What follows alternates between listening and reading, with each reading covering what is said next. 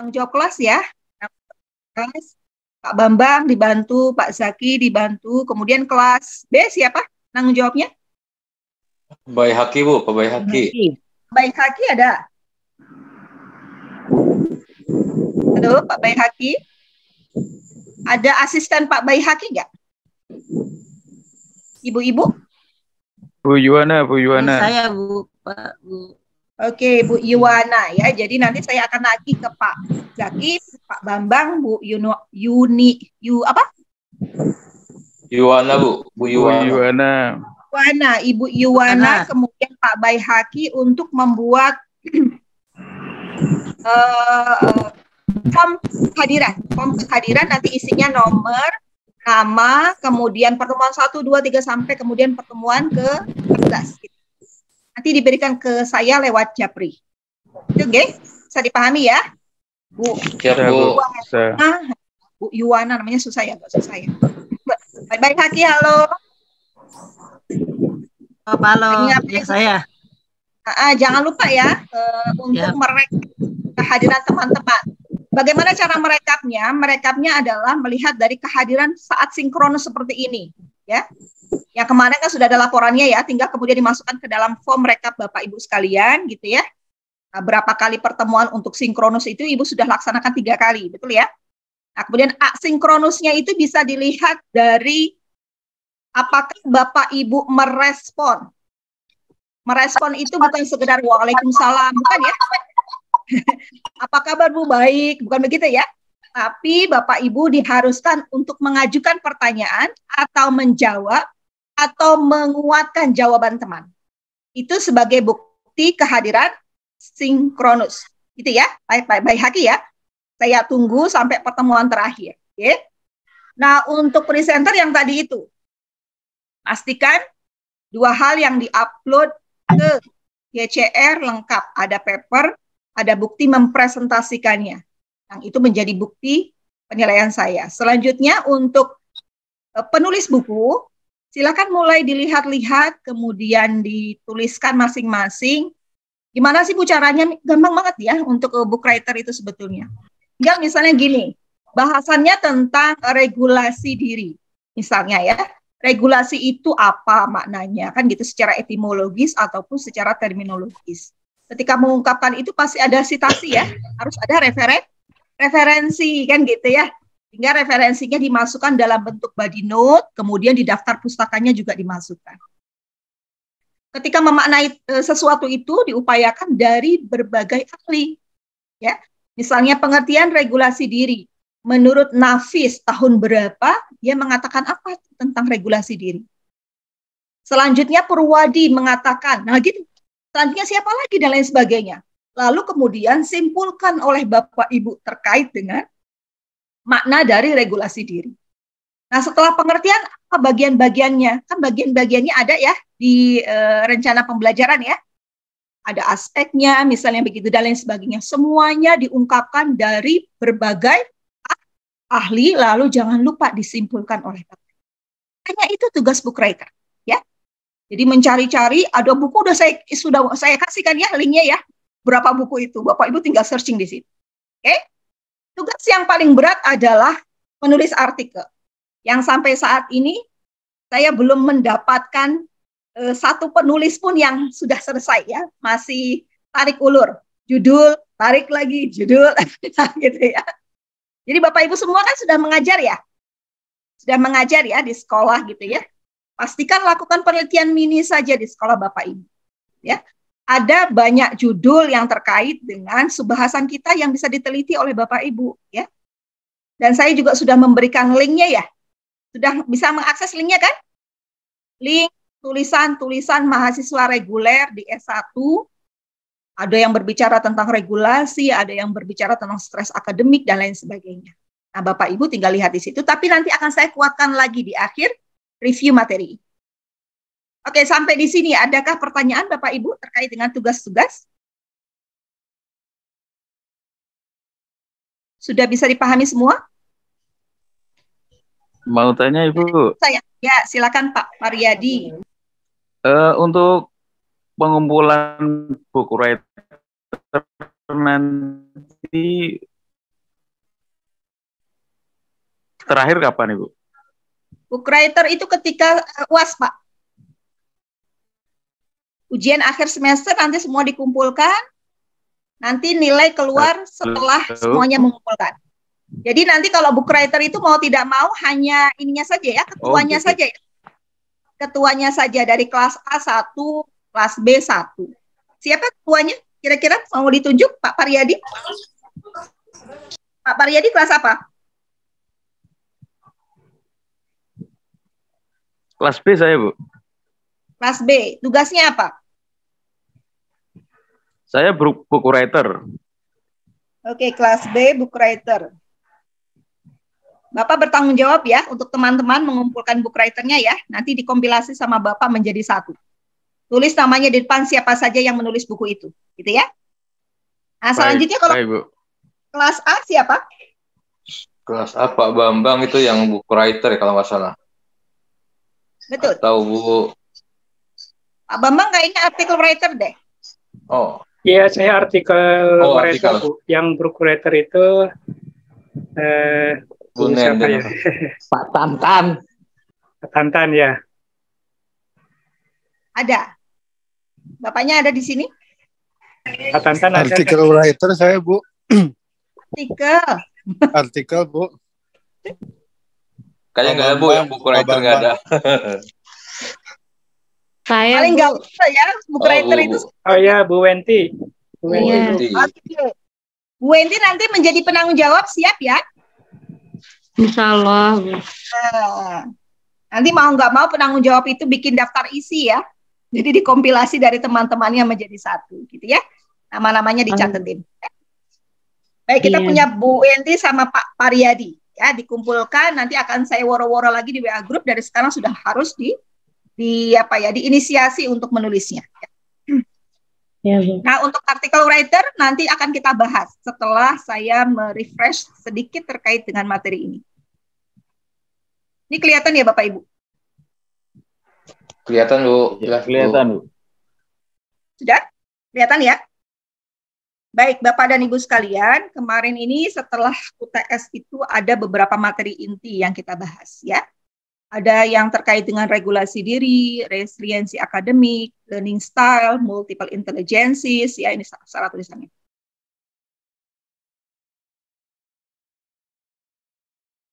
Kesulitan dan kejenuhan belajar. Nah, selanjutnya nanti sedikit saya akan paparkan terkait dengan bagaimana sih kira-kira mendisplay, menyajikan hasil penelitian dan pembahasan. Itu dulu fokusnya. Jadi kalau saya ajarkan adik-adik mahasiswa itu untuk penulisan karya ilmiah di S1, kita tidak mulai penulisan itu dari pendahuluan, tapi memulainya dari pastikan dulu Anda akan membahas apa, kemudian Anda nanti akan melihat di Google Scholar judul yang seksi itu yang seperti apa. Setelah itu kemudian kalian komunikasi ke saya, kira-kira judul itu sudah banyak nggak yang melakukan penelitian, ada kira-kira kebaharuannya atau tidak. Setelah itu kemudian ditetapkan tujuan penelitiannya apa. Tujuan itu hampir sama Bapak Ibu dengan rumusan masalah ya. Sama dengan tujuan penelitian secara umum gitu ya.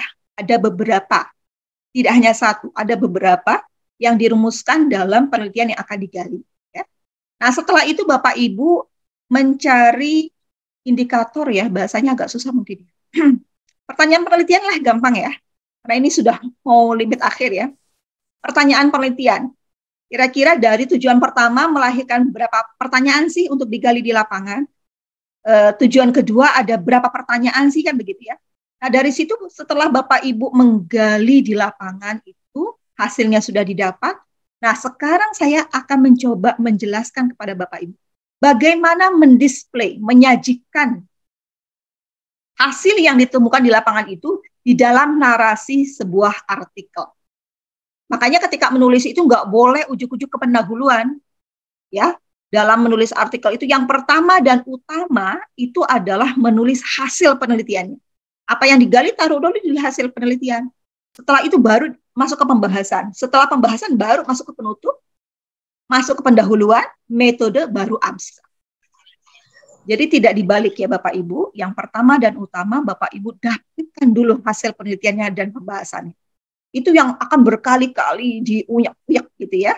Sehingga kemudian Bapak Ibu jelas hasilnya apa, baru nanti diturunkan ke penutup, karena penutup itu bicara tentang hasil gitu. Ya. Nah, nanti semuanya itu terkait dengan hasil penelitian ini, rumusannya, metodenya, dan lain sebagainya. Ya. Baik, kita akan review terlebih dahulu terkait dengan regulasi diri. Ya. Resiliensi juga pernah dibahas ya Bapak Ibu sekalian. Ada presenter yang berbicara tentang resiliensi akademik? Halo? Ya, saya Tidak ada? Bu. Saya Bu. Yuk, gimana Pak? Apa yang Bapak dapatkan dari resiliensi akademik?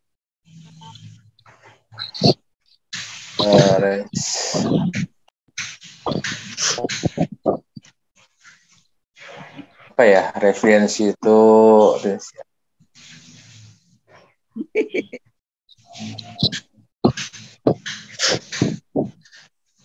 Jadi resiliensi itu kan sesuatu yang apa ya, yang lagi ngetren ya ketika masa COVID ya Bapak Ibu ya. Pernah nggak ngedengar resiliensi? baru dengar Bu. Tapi kemarin sempat saya baca sih, cuma lupa aja baca. Jadi resiliensi itu adalah ketahanan ya, bahasa lainnya ketahanan. Resilient itu adalah daya petal. Artinya kalau kita kemudian seseorang itu dipukul, dia tidak melempem, tapi dia semakin bangkit gitu loh. Nah, itu namanya resiliensi. Resiliensi itu kemampuan daya tahan seseorang untuk bisa beradaptasi dengan masalah, bisa mengatasi stres, tidak berlama-lama merenungi ataupun meratapi permasalahan gitu ya. Dia akan mudah untuk mencari apa ya, kira-kira oke lah nangis hari gitu ya. Tapi tidak harus berlarut-larut. Kemudian kita bisa negosiasikan dengan masalah ini untuk bisa bertahan hidup. Nah, gitu. Itu resiliensi. Kata resiliensi sendiri sebetulnya variannya banyak sekali ya, digunakan di misalnya ketika berbicara tentang keluarga, ketahanan keluarga gitu ya. Ada juga yang terkait dengan akademik, kalau kita di dunia akademik ya, yaitu dalam pembelajaran. Resiliensi keluarga itu yang kemarin ini ramai ketika masa COVID ya. Ketika masa COVID itu kan banyak sekali orang yang mengalami kesulitan ekonomi ya. Karena yang tadinya kerja menjadi pengangguran karena di PHK kan begitu ya. Yang tadinya bisa kemana-mana untuk berdagang, akhirnya kemudian harus stay at home kan begitu. Akhirnya kemudian sumber ekonomi menjadi menurun, karena menurun akhirnya konflik terjadi kan gitu. Perceraian banyak terjadi di masa pandemi. Nah, itu menunjukkan apa? Menunjukkan bahwa masyarakat Indonesia tidak bisa bertahan gitu. Makanya kemudian isu resiliensi ini mencuat agar kemudian bisa memberikan strategi alternatif agar masyarakat Indonesia itu bisa resilient, bertahan meskipun dalam kondisi apapun, sesulit apapun gitu ya. Mereka harus selalu mencari peluang untuk menghadapi permasalahan. Nah, di sini Bapak Ibu, kaitannya kita adalah terkait dengan akademik. Jadi, ketahanan kita ketika menghadapi stresor, menghadapi tekanan-tekanan, nggak mungkin kan dalam hidup ini tidak ada tekanan ya Bapak Ibu ya. Pasti ada banyak tekanan, ada banyak stresor yang kita hadapi dalam kehidupan kita, termasuk dalam dunia akademik. Tugas-tugas yang diberikan bukan hanya dari saya kan ya Bapak Ibu ya. Dari para dosen yang lain juga banyak tugas, belum juga tugas dari sekolah gitu ya, di mana Bapak Ibu bekerja kan begitu ya. Semua beban itu menjadi stresor tersendiri. Tapi kalau kita memiliki resiliensi akademik, ya ketangguhan, maka kita akan bisa mengantisipasi, beradaptasi dengan segala permasalahan dan kesulitan yang menghinggapi kita. Nah, dalam kajian resiliensi akademik itu ada 3 sumber ya, Pak Zaki ya. Dibahas nggak tuh di tempatnya Pak Zaki kemarin? Ada I have. Ada Bu, saya ada Bu. I have, I can ya. You can ya. Nah, ya. Ini juga menarik nih Pak Bambang dan teman-teman sekalian. Kalau kemudian kita mau membahasnya dari perspektif Islam. Ya.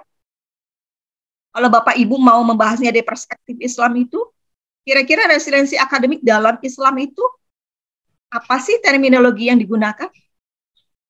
Ya. Apakah Islam tidak punya konsep ataupun teori ataupun Al-Quran dan hadis yang berbicara tentang agar manusia itu bertahan terkait dengan cobaan-cobaan hidup? Coba deh dicari, pasti banyak kan begitu ya. Nah, gitu. Apakah kemudian Islam tidak pernah berbicara tentang sumber resiliensi? Nah, orang yang tidak resilient itu kan selalu berpikir bahwa saya tuh sendirian, saya nggak punya siapa-siapa, kan begitu ya? Ya saya ini orang yang paling menderita gitu ya, saya nggak punya kemampuan apapun, saya nggak punya teman, nggak punya orang yang bisa mendukung saya, begitu. Nah itu karena apa? Karena dia tidak memanfaatkan sumber resiliensi yang senyatanya sebetulnya ada pada setiap individu. Makanya kemudian dalam teorinya ada 3 sumber resiliensi itu yang kita bisa manfaatkan.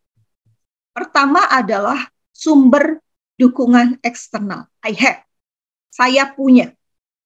Jadi itu lingkungan kita, sekitar kita, baik itu keluarga, sekolah, ataupun masyarakat. Jadi kalau kita mengalami kesulitan, yuk share kepada teman kita. Yuk tanya kepada sesama teman. Yuk tanya kepada dosennya. Apa iya dosennya nggak mau menjawab kalau Bapak Ibu bertanya? Kan nggak mungkin, kan begitu ya. Apa iya Bapak Ibu tidak bisa share kepada istri, pasangan, pada anak, bahkan mungkin juga anak Bapak Ibu ya sudah dewasa, sudah ahli dalam IT kan gitu ya, bisa share job tuh ya. Jadi sumber dukungan eksternal yang ada di luar diri kita yang itu sebetulnya bisa kita manfaatkan untuk mengatasi stresor secara akademik. Ya. Nah, ini I have. Kemudian yang kedua, I am. Bukan hanya dari luar tapi juga dari diri kita sendiri. Kita sebetulnya punya kekuatan, kemampuan loh untuk menyelesaikan permasalahan. Kalau kita percaya diri. Ada tuh, saya tuh tadi ngeliat YouTube bagus banget ya.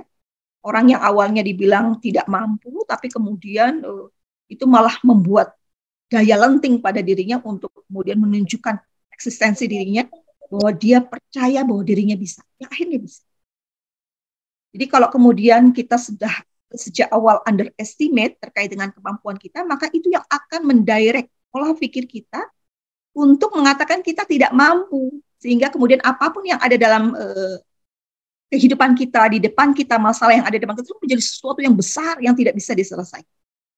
Tapi kalau kemudian kita berpikir kita bisa, pasti bisa, percaya bahwa itu pasti ada penyelesaiannya. Mau tidak mau, otak kita akan mengarahkan kita untuk bisa mengurai benang kusut kesulitan itu. Sedikit demi sedikit akhirnya kemudian selesai. Nah itu sumbernya dari mana Bapak Ibu? I am, dari diri kita sendiri.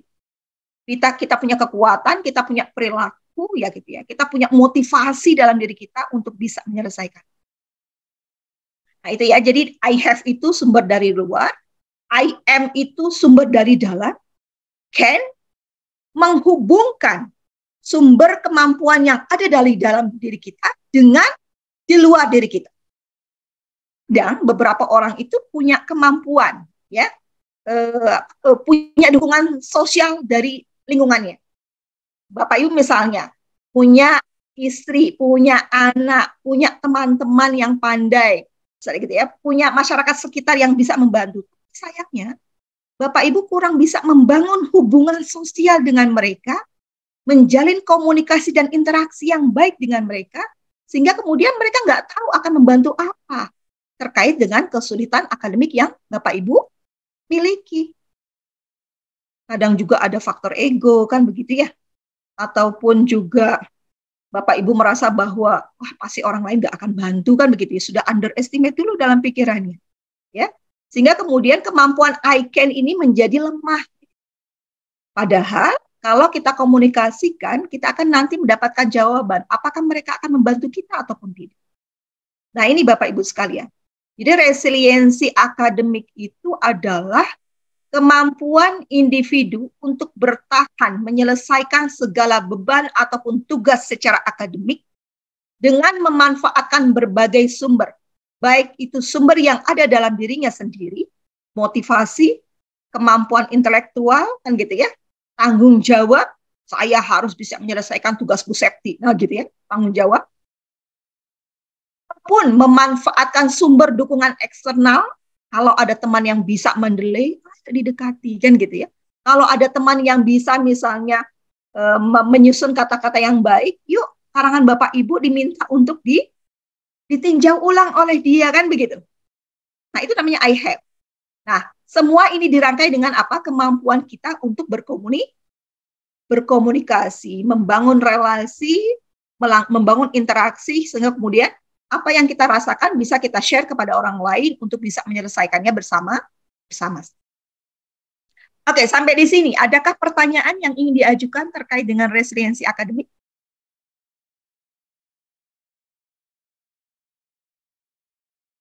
Tidak ada? Kita lanjut ya.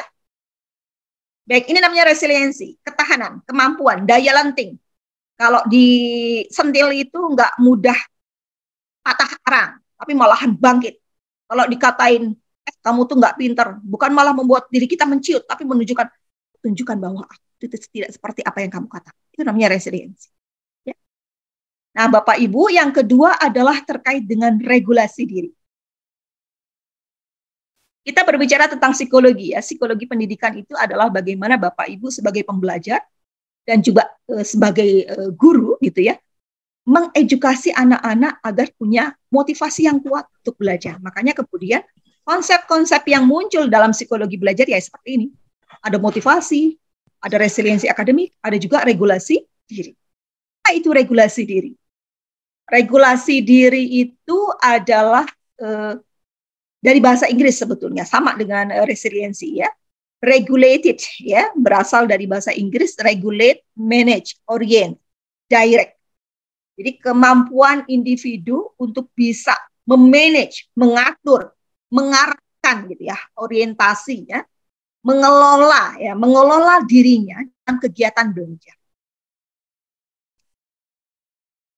Kalau kita kuliah di luar negeri, nah gitu ya, itu orang yang tidak punya self-regulated learning dengan sendirinya nanti dia akan tertekan. Kenapa?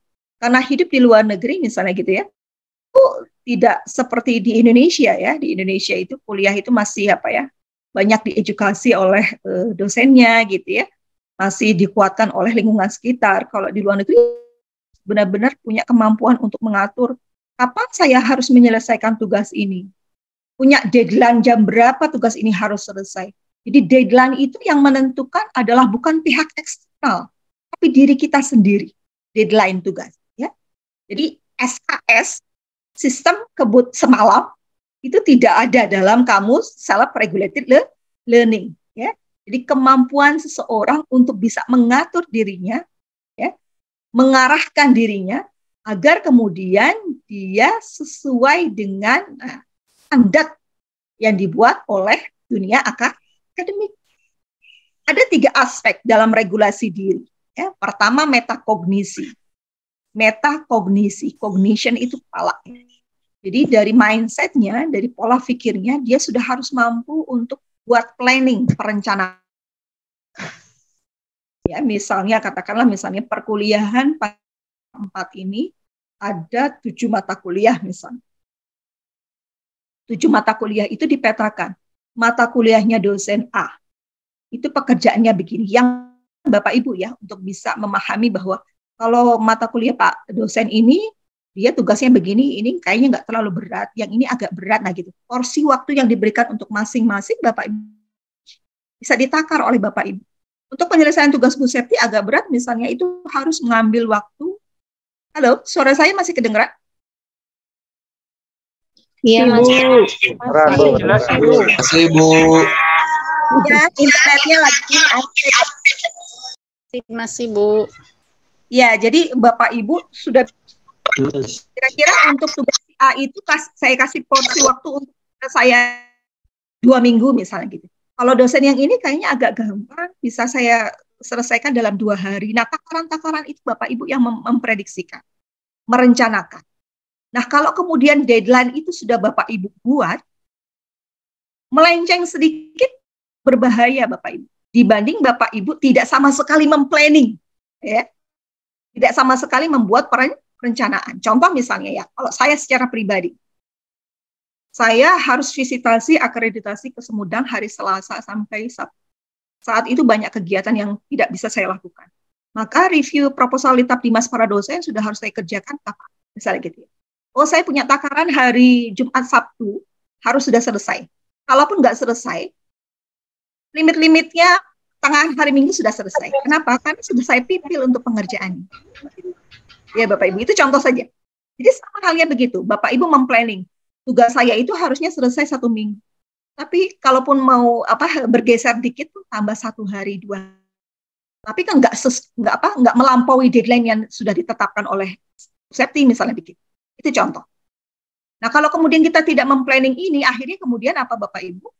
Keburu-buru, saat kemudian di akhir UAS harus sudah dikumpulkan, kira-kira maksimal nggak tugas yang Bapak Ibu kerjakan? Pastinya Bapak Ibu konsultasinya minim ya. Kalau minim akhirnya kemudian sistem kebut semalam itu pasti akan terjadi dalam konteks ini.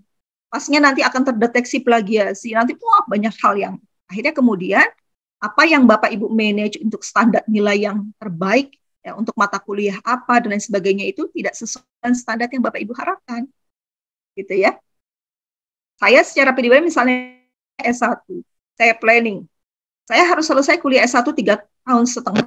Ini bagaimana? Pertanyaan adalah setiap semester nilai saya harus maksimal. Harus maksimal. Kenapa? Agar tidak ada pengulangan untuk semester berikutnya. Semester berapa saya harus sudah menyelesaikan skripsi, kan gitu ya. Kalau kemudian saya selesai nilainya maksimal 3,6, saya bisa ngambil mata kuliah kakak tingkat. Nah gitu. Karena sistemnya SKS ya. Kalau ngambil kakak tingkat lama-lama kan habis mata kuliah di semester 7. Saat mata kuliah di semester 7 tidak ada, saya harus menyelesaikan skripsi. Nah gitu Bapak Ibu. Jadi itu saya planning sehingga kemudian perencanaan saya itu membuat saya bisa mengatur diri saya untuk melakukan target-target dari milestone saya. Dari master planning saya dalam mencapai standar harus lulus IPK yang cum laude misalnya begitu ya. Itu saya rinci dari mata kuliah per semester. Masuk ke semester, masuk berikutnya dan sebagainya. Nah, ini hal yang sama dengan Bapak Ibu sekalian. Ya. Jadi kita sendiri yang mengorganisir, kita sendiri yang menginstruksikan diri kita.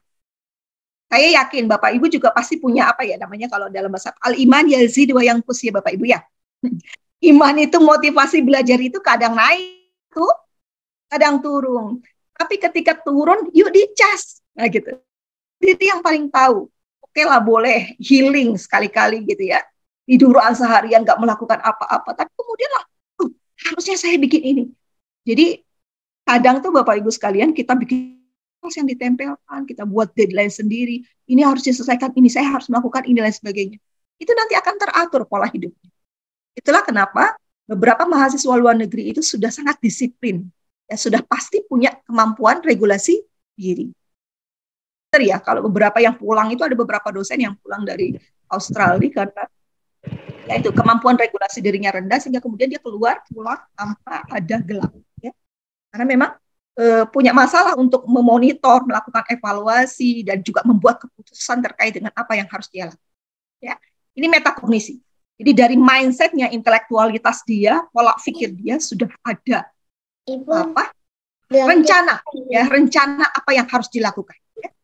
Nah selain metakognisi yang terkait dengan otak juga terkait dengan ini aksinya ya, pendorong drive yang ada dalam dirinya. Makanya motivasi itu ada 2 Bapak Ibu, motivasi intrinsik, motivasi ekstrinsik. Ini salah nih. Intrinsik itu yang hadir dalam diri kita, ekstrinsik itu yang ada dari luar ya. Yang saya katakan tadi, al-iman yazid wa yanqus. Iman kita itu kadang naik, kadang turun. Ketika turun, kita butuh orang yang kita. Orang itu beda-beda, ya. Pak Jaki, Pak Bambang, ya, Pak Baihaki, Wenti dan lain sebagainya itu masih beda-beda ya motivasinya ya. Motivasinya apakah lebih kuat pada intrinsik atau ekstrinsik? Hasil penelitian mengatakan bahwa yang punya pengaruh terkait dengan kemampuan seseorang itu mengatur dirinya adalah dari intrinsiknya, dari dalam dirinya sendiri. Jadi ekstrinsik itu penting hanya sebagai secondary, bukan primary. Ya, yang primer itu intrinsik. Kenapa? Karena yang akan mengeksekusi apakah yang ekstrinsik itu nanti akan kita pakai atau tidak, itu adalah diri kita sendiri. Jadi makanya stimulasi kepada anak misalnya itu ya, awalnya memang ekstrinsik dulu. Ya. Dek, kalau kemudian kamu mau melakukan ini, nanti Bapak kasih ini, kan begitu. Itu masih ekstrim. Tapi lama-kelamaan, kalau itu sudah tumbuh dari dirinya sendiri, kita tidak harus kemudian mengedukasi secara eksternal kepada anak itu, karena sudah punya kesadaran untuk melakukannya secara intrinsik. Sama halnya dengan diri kita, Bapak Ibu. Rasa malas, rasa jenuh, dan lain sebagainya itu, pasti harus ada upayanya. Ya kan, kita harus ada upayanya. Baik itu kita melibatkan motivasi intrinsik ataupun juga banyak YouTube ya, Bapak Ibu ya, Mario Teguh misalnya gitu ya. Kalau kita sedang down misalnya gitu, banyaklah saya melihat sekarang ini TikTok dan lain sebagainya, itu bisa memotivasi kita secara ekstrinsik. Tapi tidak harus kemudian melihat itu kemudian kita abaikan, tidak. Kira-kira kita bisa tarik dan kita eksekusi secara intrinsik agar kemudian itu benar-benar terwujud dalam behavior kita, tingkah laku. Nah, itu yang penting. Makanya kemudian lagi-lagi dikatakan bahwa motivasi intrinsik menunjukkan keberhasilannya lebih dari 70% ketimbang ekstrinsik. Ya. Nah, itu dari segi afeksinya. Selanjutnya adalah perilaku. Jadi perilaku itu nyata yang muncul dalam interaksinya dengan lingkungan dalam rangka mencapai tujuan aktivitas belajar. Jadi kalau metakognisi pada otaknya kita planning begini, kita bikin perencanaan. Saya melihat anak pertama saya tuh pintar banget untuk metakognisi. Tapi ketika perilakunya itu yang dia kadang-kadang sering meleset gitu ya. Antara teori dengan prakteknya itu yang tidak kemudian jalan. Jadi seringkali saya edukasi dari perilakunya. Ayo yang ditulis dilakukan, direncanakan, motivasi sudah ada, tinggal kemudian dititeni prosesnya sedikit demi sedikit, eksekusi agar kemudian ada upaya nyata apa yang direncanakan itu dilaksanakan. Ya. Nah, makanya kemudian faktor yang mempengaruhi regulasi diri itu, Bapak Ibu, ada 3. Yang pertama, kita sendiri, diri kita pribadi kita sendiri, kemudian pribadi ini akan sangat membutuhkan dari perilaku nyata kita, bukan keinginan. Jadi kalau pribadi itu keinginan. Perilaku itu eksekusi nyata kita melakukannya. Nah, itu pasti butuh dari dukungan lingkungan yang ada di sekitar. Ya, nah, itu regulasi diri. Sampai di sini, adakah yang ingin ditanyakan, Bapak Ibu? Kita konsep ya, resiliensi akademik, regulasi diri. Nanti kalau ketemu konsep seperti ini, Bapak Ibu sudah bisa paham ya. Jadi kalau resiliensi itu adalah kemampuan seseorang bertahan, jadi ketahanan ya, untuk menghadapi segala permasalahan. Sementara regulasi diri atau dikatakan juga self-regulated learning, self ya. Jadi individu untuk bisa mengatur, mengelola kegiatan belajar sehingga kemudian dia targetkan apa yang dia harap.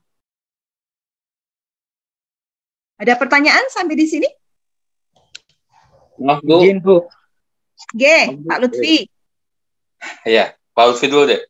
Pak Lutfi. Oh, terima kasih Pak Zaki. Oh, gelap banget. Aslinya emang gelap ini, Bu. Oh, gitu. Enggak, cahayanya kurang.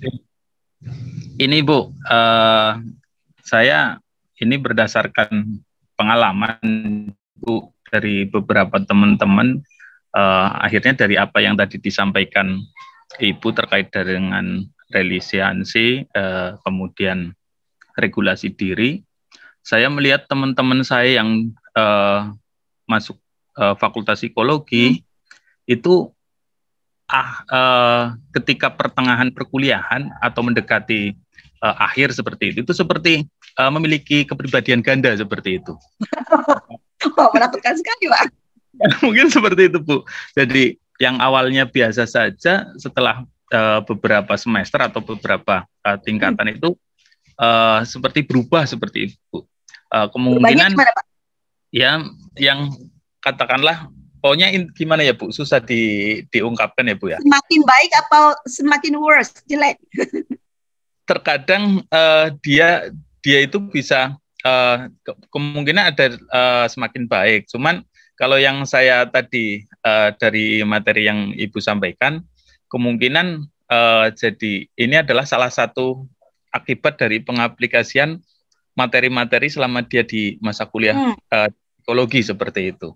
Nah, dan ketika selesai, kemudian dia masuk di dunia kerja pun akhirnya dia bisa memposisikan kapan dia menjadi katakanlah bahasanya ya, bermuka A atau bermuka B seperti itu, Bu. Nah, ada tahapan nggak, Bu? Atau mungkin ada apa saja yang harus sebagai pondasi atau apapun, bahkan teman-teman saya yang di fakultas lain pun menyampaikan seperti itu. Kalau anak psikologi biasanya memang dia berwarna-warni seperti itu bahasanya.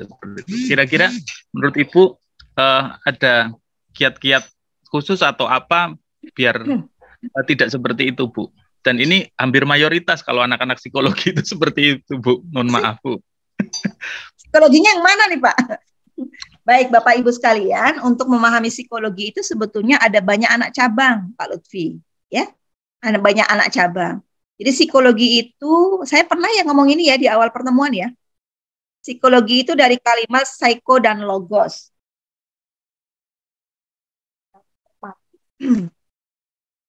Psycho itu jiwa, logos itu sains, ilmu tentang jiwa. Nah, jiwa itu kemudian dianggap tidak bisa terukur. Makanya perlu diturunkan menjadi behavior, tingkah laku.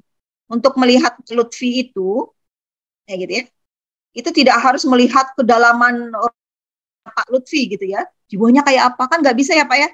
Tapi melihat Pak Lutfi itu stres atau enggak gitu ya. Lagi tertekan atau tidak, itu bisa dilihat dari tingkah lakunya. Makanya kalau tes-tes psikologi itu biasanya Bapak Ibu kan ditanya ya, ada indikatornya, apakah tangannya sering berkeringat atau tidak, apakah ada gangguan ketika tidur, apakah sering ngigau, kan begitu ya, apakah pernah mimpi-mimpi sesuatu, karena mimpi seringkali ekspresi dari kedalaman jiwa, kan begitu ya Bapak Ibu ya. Nah itu bisa dilihat dari tingkah lakunya, tingkah laku yang tampak. Tingkah laku yang tampak itu sebagai indikator ciri terkait dengan ekspresi kejiwaan yang ada dalam diri seseorang. Nah, psikologi sendiri punya banyak anak cabang, Lutfi. Ya, ada psikologi kepribadian, nanti ada psikologi pembelajaran, ada psikologi belajar, ada psikologi anak, banyak lagi. Ada psikologi agama juga ada, Pak Lutfi. Nah, yang Pak Lutfi bicarakan tadi sepertinya lebih ke arah pribadian ya Pak ya? Kemungkinan seperti itu. Pribadi ganda gitu kan. Hati-hati ya, kepribadian ganda itu namanya apa ya? Bahasanya apa ya? Penyambung. Itu namanya. Jadi kalau Bapak Ibu sering lihat film itu ya, itu orang-orang yang punya kepribadian ganda itu kelihatannya tenang, baik, tapi di belakangnya dia bisa bunuh, bisa punya pendendam dan lain sebagainya. Itu namanya kepribadian ganda. Ya. Jadi di satu sisi orangnya kayaknya cool, padahal di belakangnya lain. Nah, itu namanya kepribadian, ya. Jadi itu berbeda dengan apa yang kita pelajari Bapak Ibu sekalian, ya.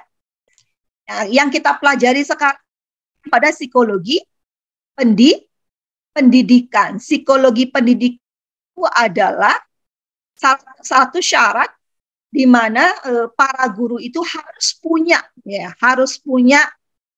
pemahaman tentang jiwa, kepribadian, tingkah laku, perkembangan dari peserta didiknya.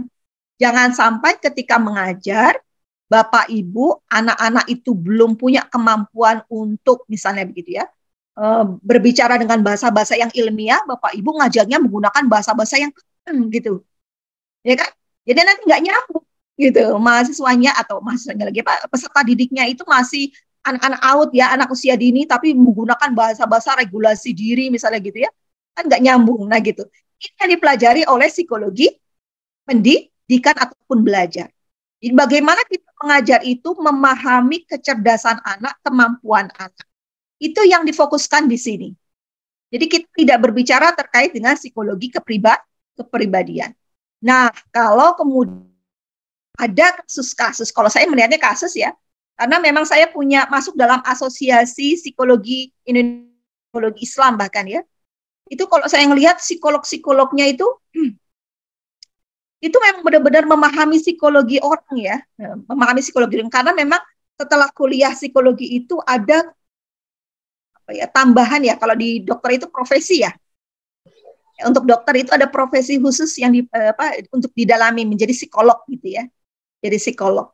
Nah, kalau di luar itu hanya kuliah, itu masih Ibu sekalian, ya, masih sangat umum. Bahkan kemarin itu saya ketika kuliah di UNY itu, teman saya jurusannya psikologi dari S1, S2, ya, Mat Dahlan ya. Itu belum mencirikan kemampuan psikologi yang khusus karena memang belum di-training menjadi psikolog murni, ya. Jadi kalau masih S1 itu masih apa ya sih? Masih belajar teoritik ya, belum masuk ke kedalaman ilmu psiko.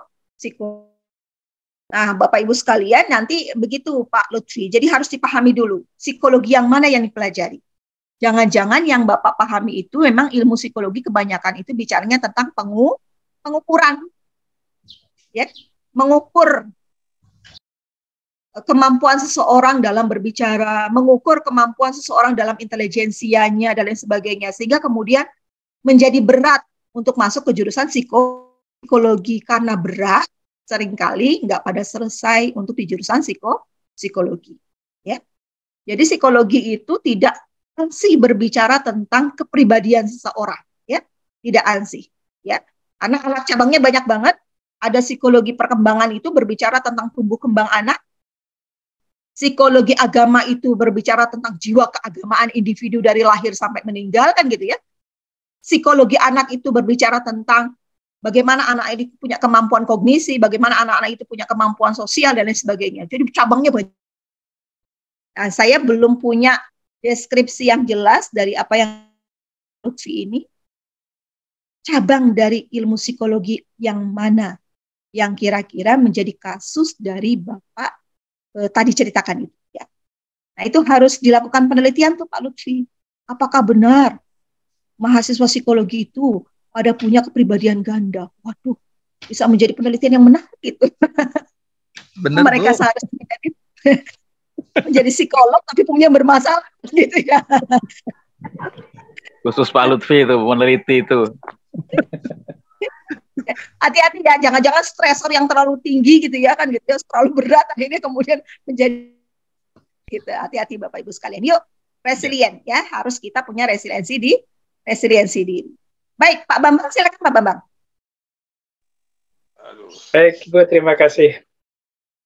Sebetulnya tadi sedikit sudah terjawab ya. Saya sih sebetulnya ingin nanya terkait resiliensi. Resiliensi. Susah amat nyebutnya ya. Resiliensi akademik. Kalau pemahaman saya, apakah yang dimaksud resiliensi itu boleh disebut sebagai defensif ya? Apakah seperti itu kira-kira ya, Bu? Kalau defensif itu ada negatifnya. Defensif itu self defense mechanism. Self defense mechanism itu kemampuan, misalnya gitu ya. Pak Bambang kalau duduk tuh tangannya begini terus, bersedekap. Misalnya, ya orang-orang psikologi melihat bahwa Bapak itu pasti belum welcome terkait dengan proses belajar gitu tuh. Bertahan gitu tuh. Ya, defense tuh apa ya? Seseorang itu untuk mempertahankan dirinya dengan cara-cara yang kurang baik gitu loh, maksudnya seringkali begitu ya. Dengan cara yang kurang baik, intinya adalah agar dirinya aman, dia melakukan tindakan-tindakan tertentu. Kalau resiliensi itu wajib, Pak. Wajib karena apa? Karena di dalam kehidupan kita pasti semua orang punya masalah. Ya, masalahnya lebih pada bagaimana membuat anak-anak saya itu menjadi orang dan solehah kan gitu ya. Teman saya punya masalah di jodoh kan misalnya begitu ya. Dia punya masalah di apa? Misalnya di ekonomi kan begitu ya. Dan lain sebagainya. Pak Bambang punya masalah di jodoh misalnya gitu ya, mungkin misalnya di pasangan dan lain sebagainya. Macam-macam. Yang satu individu dengan individu yang lain masalahnya ya. Tapi kemudian permasalahan itu tidak harus membuat kita selalu terlena gitu ya, atau membesar-besarkan masalah itu, tidak juga kemudian menjadi penyekat kita untuk meningkatkan kemampuan. Harus menjadi daya petal. Daya petal itu apa sih, Pak? Kalau disentil tuh malah membal gitu loh, Pak. Jadi bukan malah melempem gitu. Jadi semakin dikatain kamu tuh bodoh, kamu tuh jelek, kamu tuh begini, itu semakin membuat kita nggak harus marah pada, tapi aku harus menunjukkan bahwa aku sebetulnya punya kemampuan loh untuk bisa, gitu ya, bisa mempercantik diri saya, gitu ya, bisa membuat diri saya berdaya, bisa membuat diri saya pandai dengan belajar. Jadi resiliensi akademik atau resiliensi diri lah katakan dia, kemampuan individu untuk bisa bertahan, mencari peluang, gitu ya, secara positif terhadap permasalahan yang dihadapinya. Dia harus mampu memanfaatkan kemampuan yang ada dalam diri, dukungan eksternal dari masyarakat, sekolah, keluarganya, gitu ya. Dia harus mampu melakukan interaksi sosial untuk bisa merajut ya antara kekuatan diri dan kemampuan yang dimiliki oleh lingkungannya. Gitu. Jadi defense. Kalau defense itu bertahan, kalau ada orang yang nyerang bertahan gitu tuh Pak. Tapi orientasinya lebih kepada kurang positif gitu ya, kurang positif. Ya, itu namanya self defense mechanism ya, self defense mechanism. Ngatain lagi gitu Pak. Ada sakit hatinya gitu ya, kalau yang ini nggak ada. Orientasinya adalah positif. Jadi ketangguhan, daya lenting katakan seseorang untuk bisa menghadapi permasalahan hidup ya. Gitu ya Pak Bambang ya. Iya Ibu, baik. Saya Bu mau tanya Bu. Boleh silakan. Ya. Pak Zaki Bu. Iya. Ini berkaitan dengan tadi yang terakhir itu adalah tentang regulasi diri Bu ya. Iya, regulasi diri. Apakah ada perbedaan antara regulasi diri dengan kontrol diri Bu? Bagian Pak. Oh. Ya, di sini ada ya, self control juga memonitor kan gitu ya, evaluasi. Jadi bagian dari dalam self regulated learning. Seorang yang punya kemampuan untuk mengatur dirinya sendiri, berarti dia mampu merencanakan, mengorganisir, mengontrol dirinya kalau kemudian menyimpang gitu ya. Harusnya sudah dilakukan ini, tapi belum. Bagaimana caranya? Dia evaluasi, dia kontrol prosesnya, dia monitor kan gitu. ONEF itu penjaminan mutunya masuk semua di sini Pak. Ya, jadi gitu Bapak. Jadi hebat nih yang punya begini, memang sudah terplanning, dia sudah punya perencanaan apa yang harus dia lakukan. Orang ini biasanya disiplin ya Bapak Ibu ya, disiplin waktu gitu ya. Boleh ada waktu healing, kapan juga waktu untuk menyelesaikan ini, kapan harus begini, itu sudah punya motivasi yang sangat kuat. Jadi di dalam regulasi diri sudah ada apa, konsep apa Bapak Ibu? Motivasi. Bapak Ibu sudah punya motivasi aja sudah hebat ya.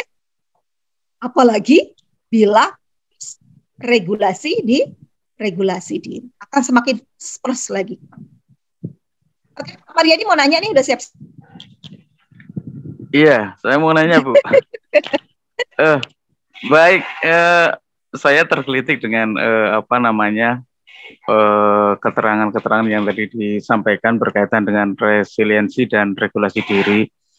Namun mungkin di sisi lain saya sedikit punya pendapat lain mungkin ya Bu ya.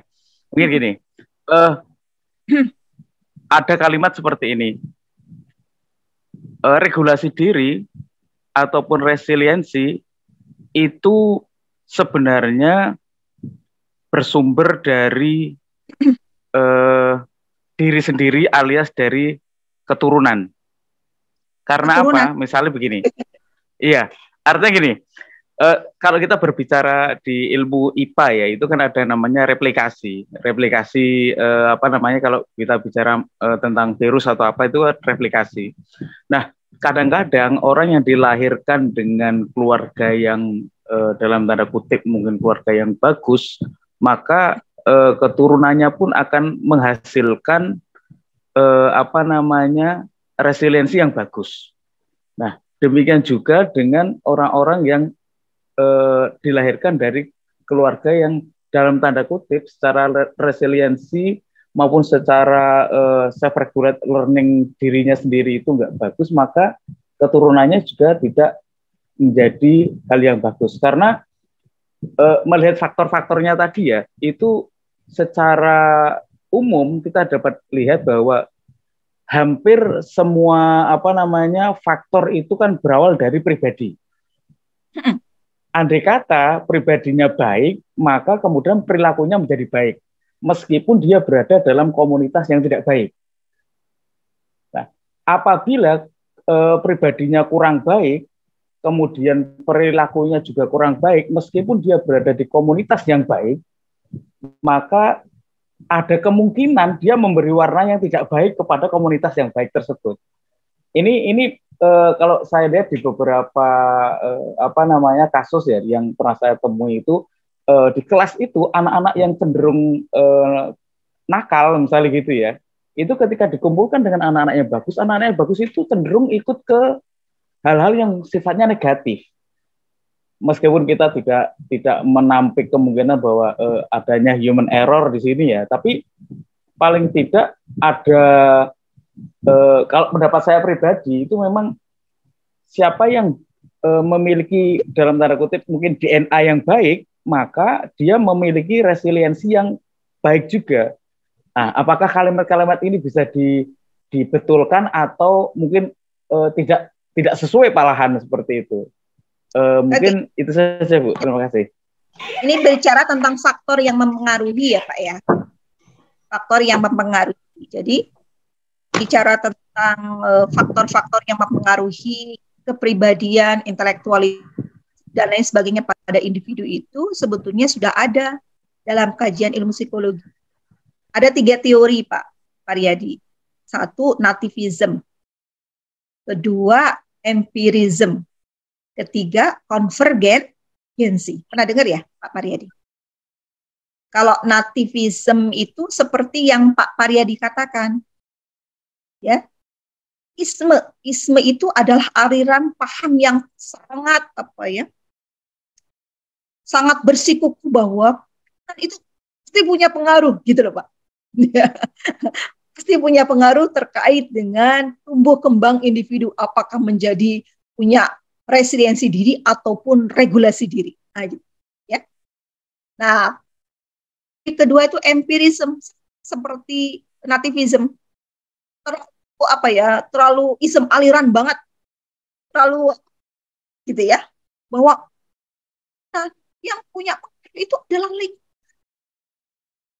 Dia punya hasil penelitiannya juga tuh Pak, ya, punya penelitiannya juga. Semuanya berbasiskan data. Tapi yang paling sering kali digunakan orang itu adalah konvergensi, itu gabungan antara nativism dengan empirism. Jadi kalau orang tuanya itu disiplin, anaknya pasti disiplin. Kasihan banget kalau orang tuanya itu pencopet, anaknya kasihan. Berarti kita sudah underestimate, ya nggak Bapak? Gitu ya. Jadi karena kalau keturunan itu dari genetik orang tuanya begitu. Betul. Jadi kita nggak bisa memberikan usaha yang maksimal, anak tuh bisa begini-begini gitu. Berarti nggak ada positif dalam pemikirannya.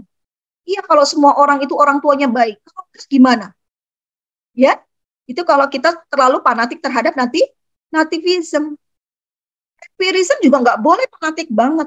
Lingkungan itu punya pengaruh, ini kemampuan. Kalau dia ditaruh di satu tempat tertentu, temannya nakal semua, dia pasti akan jadi nakal. Gitu ya. Iya, tidak ada kepribadian yang utuh dalam diri seorang untuk bisa menolak lingkungannya. Ternyata tidak juga. Ada banyak loh anak kiai di Cirebon itu yang anaknya tidak ya gitu ya. Ya, itu lingkungannya kan begitu ya. Ada juga yang memang nunggu nanti juga dengan sendirinya dia akan seperti kiainya kan gitu setelah berjalannya waktu kan gitu. Nah, itu lingkungan. Yang paling bagus itu konvergensi, Pak. Jadi gabungan, ya. Benar bahwa genetik punya pengaruh. Tapi kan semakin bagus bila gitu ya, dikuatkan dengan lingkungan. Sama seperti kalau saya mau masak bolu, Pak Pariyadi. Masak bolu ini saya sudah mempersiapkan gulanya, tepung terigu, telur, mentega. Oke? Itu genetik katakanlah begitu ya. Genetikanya begitu. Saya sudah mempersiapkan dengan baik, tapi ternyata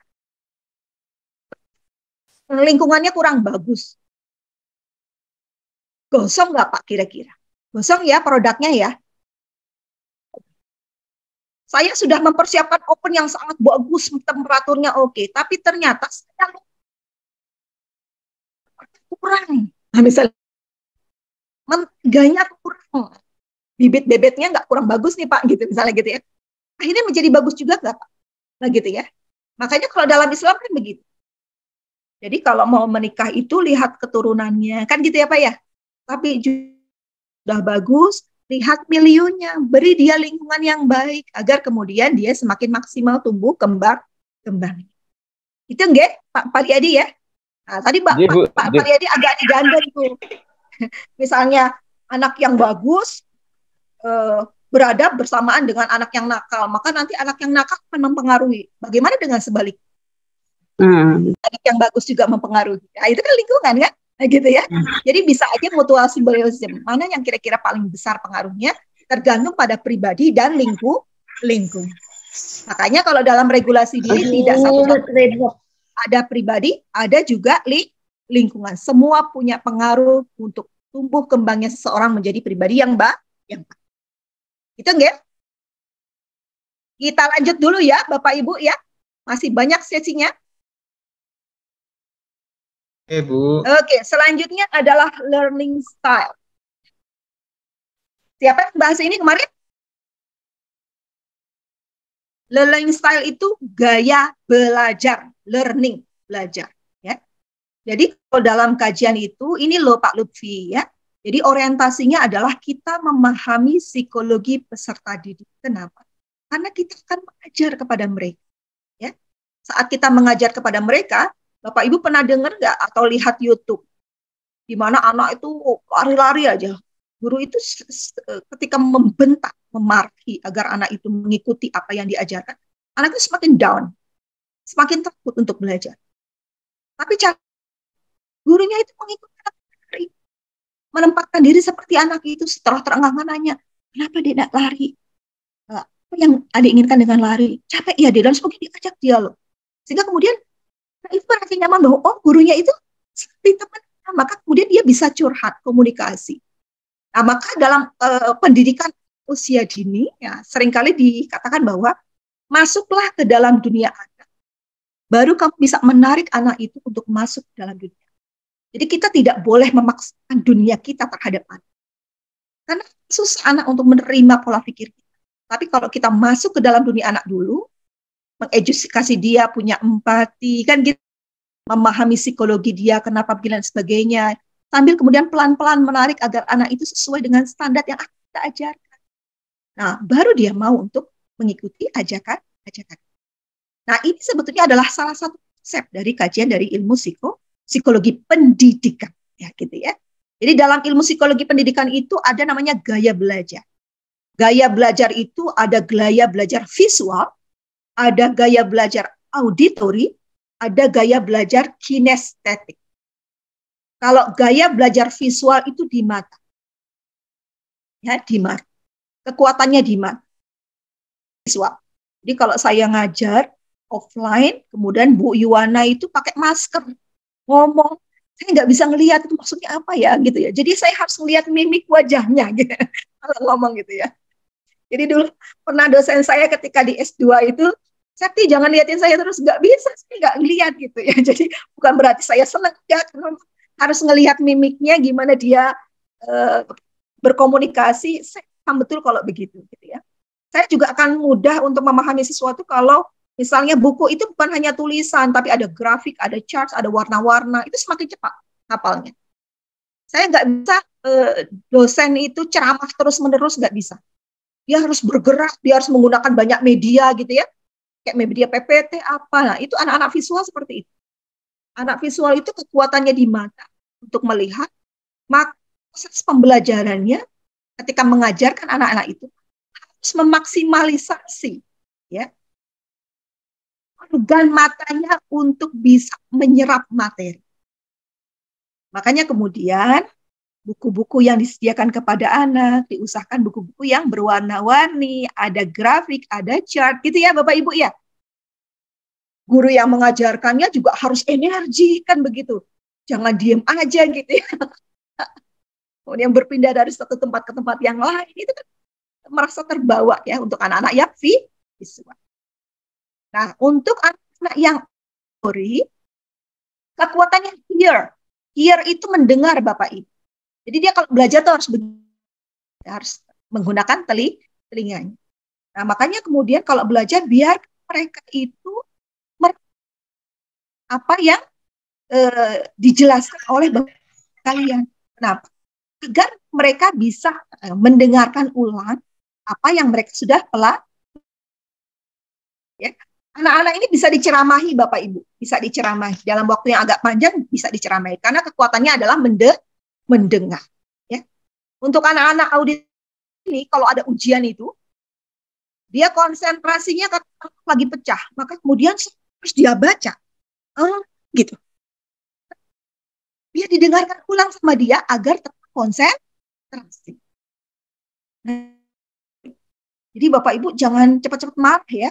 Kalau anak-anak itu gaya belajarnya berbeda-beda karena memang anak itu punya beragam gaya belajar. Kinestetik lain lagi, anak saya yang kedua itu kinestetik. Jadi kalau belajar itu tangannya harus bergerak Bapak Ibu. Ya. Kalau membaca itu harus dari kiri ke kanan tuh gitu. Ya. Dan dia tuh kalau bisa jangan disuruh lama-lama duduk ya. Makanya sit position, posisi duduk itu harus jangan menonton. Tadinya letter U berpindah menjadi circle bulat-bulat gitu ya, duduk di bawah dan lain sebagainya. Itu harus menggunakan seluruh badannya. Dan dia memang banyak bergerak. Anak ini kelihatannya dari apa Bapak Ibu? Kakinya nggak pernah berhenti. Coba Bapak, kemudian kakinya gerak terus gitu ya. Itu biasanya adalah mencirikan orang dengan gaya belajar kinestetik. Ya. Makanya untuk anak-anak seperti ini, kalau mau diajarkan dengan panjang lebar, diusahakan Bapak Ibu kasih permen karet dia, biar dia mengunyah terus. Nah ini Bapak Ibu, ya, saya tunjukkan di sini, kelihatan nggak? Kelihatan ya? Halo? Kelihatan Bu. Kelihatan Bu. Ya, baik. Kelihatan Bu. Baik. Gaya belajar siswa adalah sebelah kiri, sementara gaya mengajar guru sebelah kanan. Jadi kita sesuaikan mengajar kita dengan gaya belajar siswa. Ya. Jadi kalau kemudian saya misalnya ngajar di S1 itu tidak pernah saya larang kalau anak-anak minum, anak-anak itu punya permen karet, bawa snack juga nggak apa-apa. Yang penting mereka fokus apa yang kita ajarkan. Ya, mereka bergerak dari satu tempat ke tempat yang lain. Saya selalu kalau ngajar ke mahasiswa di S1 itu kalau offline itu pakai banyak kegiatan ya, misalnya alpha zone di awal itu pakai dan lain sebagainya. Mereka merancang pembelajaran itu ya. Jadi mengetahui bahwa di awal pembelajaran harus ada ice breaking di awal, kemudian pembagian kelompok caranya bagaimana kan gitu ya. Kemudian di tengah-tengahnya harus ada kegiatan ice breaking apalagi dan sebagainya. Sehingga kemudian mereka merasa enjoy ya untuk belajar di dalam kelas ya. Bukan hanya anak S1 pun ya. Anak S1 pun di IAIN itu sangat tertarik dengan role play, berlatih gitu ya. Ya mereka itu sangat suka belajar dengan berbagai ragam strategi pembelajaran yang ya. Ini terkait dengan gaya belajar. Nah, sebetulnya Howard Gardner itu punya banyak sekali identifikasi terkait dengan karakteristik anak dalam belajar. Ya. Anak-anak itu tipenya bukan hanya auditory, kinestetik, ataupun visual. Tapi ada juga ini Bapak Ibu nih. Banyak ini 8. Bahkan ada tambahan juga kemarin itu, kalau nggak salah. Transpersonal apa namanya? Ya. Intelligence ya. Jadi linguistik itu adalah kecerdasan yang terkait dengan kemampuan anak menggunakan bahasa. Biasanya kalau nggak bahasanya oral itu bahasa tulis. Anak-anak di jurusan bahasa misalnya itu senang merangkai kata-kata gitu ya. Kalau ngomong itu misalnya dikasih satu kata, buku. dia bisa mengungkapkan dalam beberapa kalimat tentang adalah media begini, ada banyak macam warnanya dan sebagainya, itu dia bisa jalankan. Itu menunjukkan apa? Anak-anak punya kecerdasan linguistik bahasa, ya, bahasa lisan yang diomongkan juga bahasa tulisan. Kalau saya mengamati, misalnya ada 2 kiai besar yang bahkan mantan rektor IAIN dulu, namanya Prof. Maksum dan juga Prof. Afandi Mukhtar, itu kakak adik. Ya, kakak adik, sama-sama orang yang terkenal di Kementerian Agama. Kalau Prof. Maksum itu punya kecerdasan, itu adik kakak ya padahal ya, punya kecerdasan linguistik yang terkait dengan oral. Jadi dia tuh pintar banget memotivasi, kalau udah ngomong tuh jalan aja. Jadi enak banget kalau orang lain mendengarkan orasi, narasi, motivasi yang dia berikan. Tapi beliau tidak suka untuk menulis. Jadi tulisannya, disertasinya dan sebagainya memang ada dan dia tidak kaya untuk melakukan publikasi karya. Berbeda Afandi Mukhtar, adiknya. Afandi kalau ngomong cocok sedikit aja, gitu. Tapi tulisan itu banyak sekali. Nah, itu punya kecerdasan linguistik, yang satu dalam bentuk tulisan, yang satu lagi dalam bentuk oral. Nah, ini adalah kecerdasan linguistik. Selanjutnya adalah logic matematik. Logic matematik itu adalah kecerdasan yang terkait dengan logika berpikir. Biasanya memang anak-anak matematik. Anak matematik itu nggak suka narasi panjang-panjang. Coba kalau adik-adik, Bapak Ibu sekalian melakukan penelitian untuk melihat hasil karya publikasi di tugas akhir mahasiswa matematik. Itu kebanyakan dia menggunakan apa? Penelitian kuantitatif. Ya, kuantitatif kan biasanya menggunakan SPSS dan sebagainya saja. Angka, tapi kemudian narasi kalimatnya hanya mengatakan ada hubungan. Karena dia nggak suka hal-hal yang terlalu panjang. Pikirnya cetok. Tahu cetok ya Bapak Ibu ya? Cetok itu apa? To the point. Ya, to the point. Ini loh maksudnya. Tidak harus dielaborasi dengan kata lagi. Maksud saya ini. Nah itu logic, math. Kalau visual spasial itu hampir sama pada umumnya. Visual itu kekuatannya pada mata, tapi dia juga memahami. Jadi kalau misalnya orang-orang seperti ini diajak jalan ke satu tempat, dia akan memahami lokasinya. Ajak lagi dari sini ke Jogja gitu ya, Yogyakarta lewatnya sini. Nah itu hafalan dia dan ruang itu sangat, karena kekuatannya di mata dan spasial, space, ruang. Ya. Kalau musical itu kecerdasan anak terkait dengan ritme, nada, ya, lagu gitu ya. Bukan berarti memang dia penyanyi, bukan. Arrangement misalnya begitu ya. Makanya kemudian untuk anak-anak AUD belajarnya itu misalnya menghafal kata-kata itu menggunakan apa? Nyanyian ya. Nah, ini untuk mengakomodasi anak-anak dengan kecerdasan musik.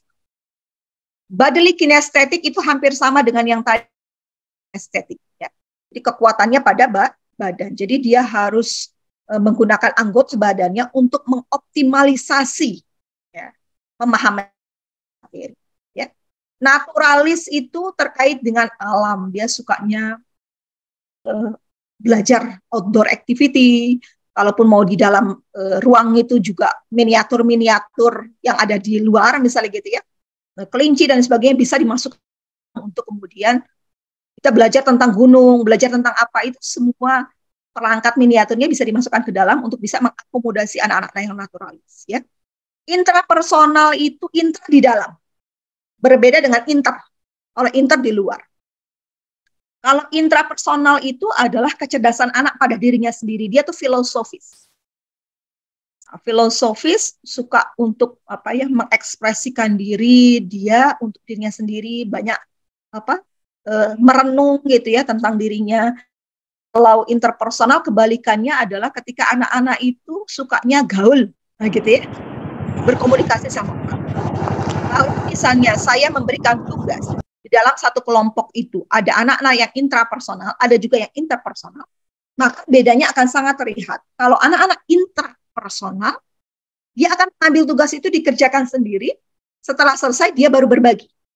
Jadi hasil pengerjaannya itu dilakukan olehnya sendiri, gitu ya. Karena dia nggak bisa bareng-bareng sama orang lain. Yang nggak tahu nih Pak Bambang masuk ke sini nggak intrapersonal atau Kalau interpersonal dia nggak bisa ngerjain itu kalau nggak bareng-bareng sama temennya. Komunikasi menurut kamu gimana gitu, ya. Jadi kalau intra selesai dulu baru dia share. Tapi kalau bareng-bareng sama temennya baru bisa selesai. Kalau sendirian dia nggak. Nah itu.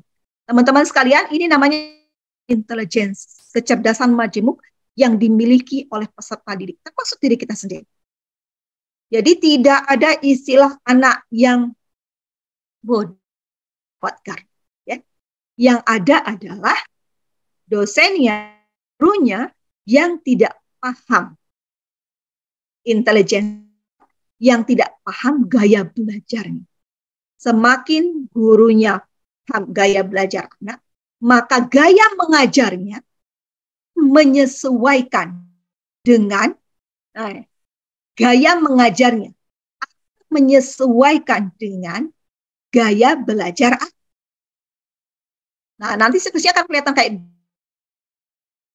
pelajaran itu sulit kalau memang gurunya hanya fokus pada dirinya dan dia tidak memahami karakteristik, tidak memahami gaya belajar anak, sehingga kemudian lebih cenderung memakkan seperti itu.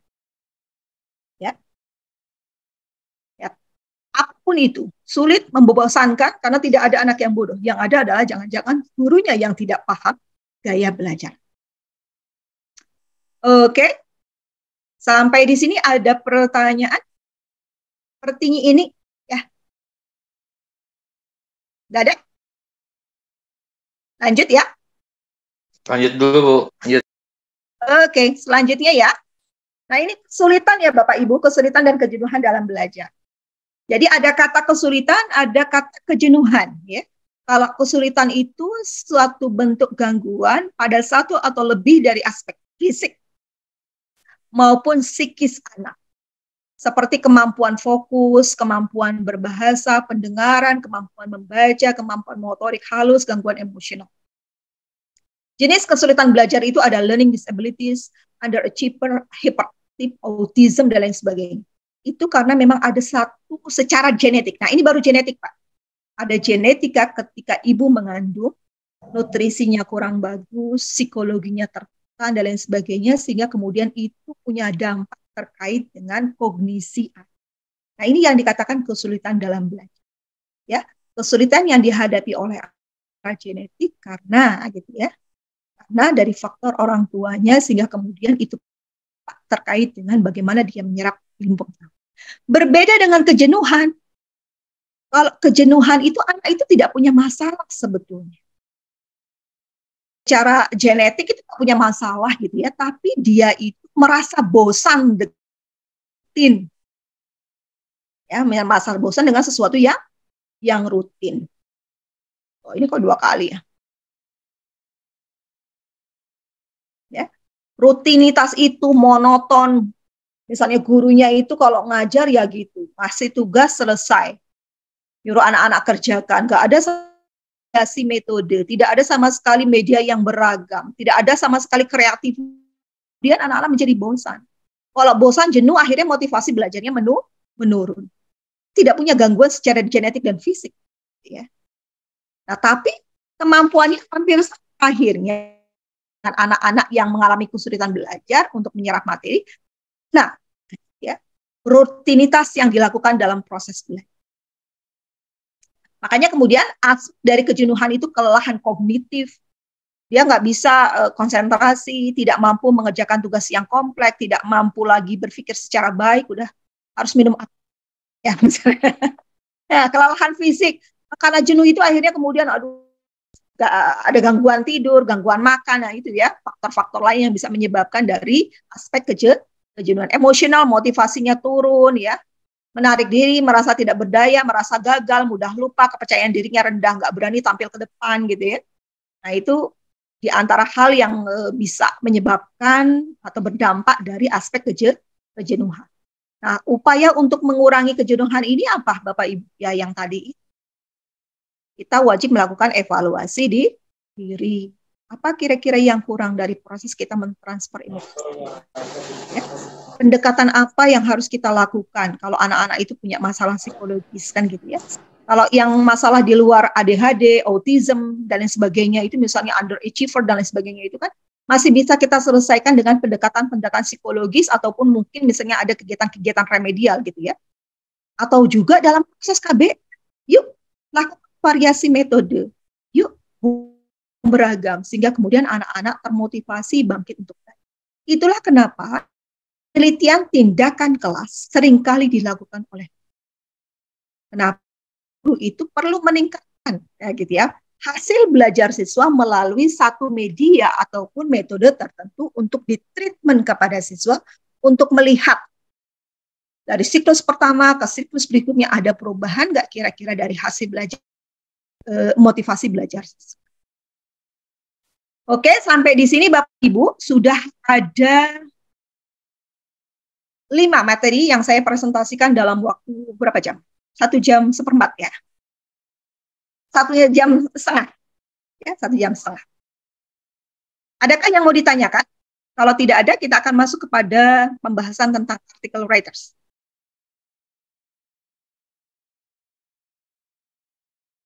Lanjut, Ibu. Lanjut ya. Capek juga ya Pak ya kayak gini.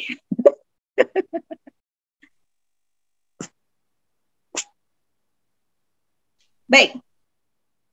Bapak Ibu sekalian, sebagaimana yang tadi saya katakan bahwa untuk menulis artikel itu yang harus dilakukan pertama adalah setelah fix judul, ada tujuan penelitian, Bapak Ibu membuat pertanyaan ya dari ya ini tujuannya kan ada 3 katakanlah gitu ya Pak Bambang ya, tujuannya ada 3.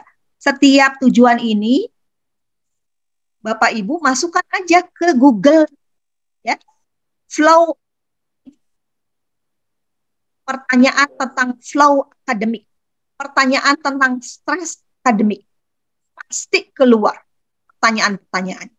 Tinggal kemudian Bapak Ibu ambil, tiru, dan modifikasi. Sesuaikan dengan, nah gitu. Nah ininya sesuaikan dengan objeknya, sesuaikan dengan yang akan dikajinya. Kan misalnya di sana deskripsi itu ada flow akademik sama apa gitu ya. Nah ini dengan stres kan antara flow dengan stres. Biar kemudian nyambung ketika kita mengajukan pertanyaan kepada respon. Ya. Nah setelah kita sudah dapatkan beberapa pertanyaan yang kita ambil dari Google itu, kita buat dia pertanyaan itu, masukkan ke Google Form, kita share kepada teman-teman. Nah teman-teman nanti diusahakan menjawab ya, mencoba untuk menjawab. Kalau penelitiannya itu di dalam kelas, silakan di-share di grup ini aja, gitu ya, untuk mendapatkan data. Data sudah didapat, ya, Bapak Ibu yang pertama untuk menyajikannya, display itu menyajikannya ya, menyajikannya di artikel apa? Menulis abstrak dulu? Tidak. Menulis pendahuluan? Tidak. Tapi apa? Hasil penelitian. Ya. Nah, ini hasil penelitian Bapak Ibu. Jadi nanti hasil penelitian dan pembahasan dibuat begini, ya. Hasil penelitian. Hasil penelitian ini adalah semua yang ada dalam tujuan dimasukkan lagi di bawahnya. Tapi dalam kata-kata untuk mengetahui bagaimana, nggak usah dipakai. Yang dipakai tingkat ininya. Nah, yang dipakai mana? Ininya. Yang dipakai mana? Ininya. Masukkan di dalam hasil penelitian sebagai subbahasa. Bagian dari hasil penelitian. Nah, setelah itu, Bapak yang di lapangan itu yang Bapak masukkan di dalam sini. Ya. Pada tanggal 27 Maret telah dilakukan penyebaran kuesioner kepada mahasiswa, misalnya gitu ya, untuk mengukur keadaan flow akademik dan stres akademik yang mereka alami. Ada berapa mahasiswa yang merespon? Nah, tingkatannya adalah sebagaimana berikut. Begitu Bapak Ibu. Jadi, ada berapa hasil subbahasan di hasil penelitian itu sangat bergantung tujuannya. Kalau tujuannya ada 4, maka di sini subbahasannya juga harus ada 4. Kalau di sininya 2, maka di sini subbahasannya hanya 2. Ini harus berapa Bapak Ibu? Harus di 3, ini baru 2. Ya. Hubungan yang ini belum saya masuk. Ya. Bisa dipahami itu 1. Ya.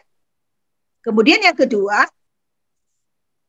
sudah dibuat seperti ini tadi nomor 1 begini, di bawah yang ininya nih Bapak Ibu.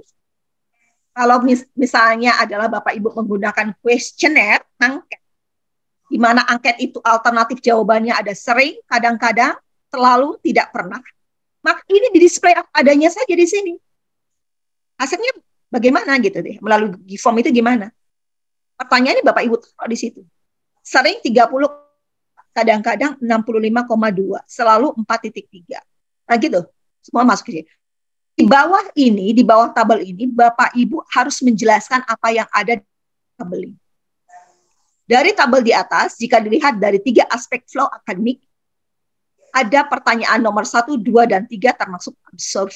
Nah, ini di dalam teori. Ya. Pertanyaan nomor 1. Bapak jelaskan pertanyaan nomor 1.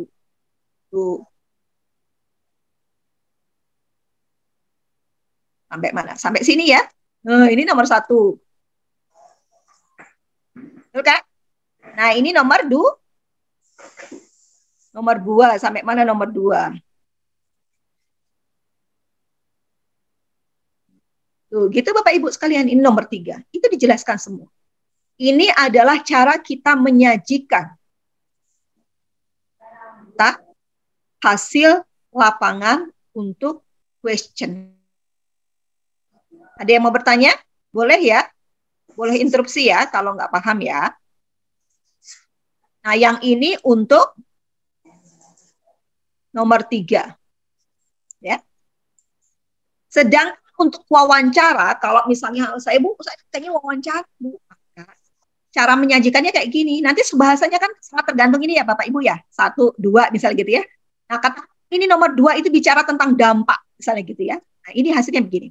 Dampak penggunaan gadget pada anak. Penggunaan gadget tentu menimbulkan dampak bagi penggunanya, apalagi bagi anak usia dini. Baik itu dampak positif ataupun negatif. Berikut ini adalah dampak gadget. Ya. Satu, saya mau ngomong dampak nanti bawahnya negatif. Ini contohnya saja ya Bapak Ibu. Dampak positif aja itu ada beberapa subbahasan lagi. Nah, ini subbahasannya. Pertama, dampak positifnya anak menjadi dan kreatif. Dengan gadget, anak saya bisa bikin TikTok, bisa bikin gambar-gambar, bisa ngejual. Karena anak saya yang terakhir itu di multimedia ya. Dia ngejual gambar dia, mau minta request gambar apa. Nah, itu ya lebih aktif dan kreatif membuat karya gitu ya melalui gadget ya.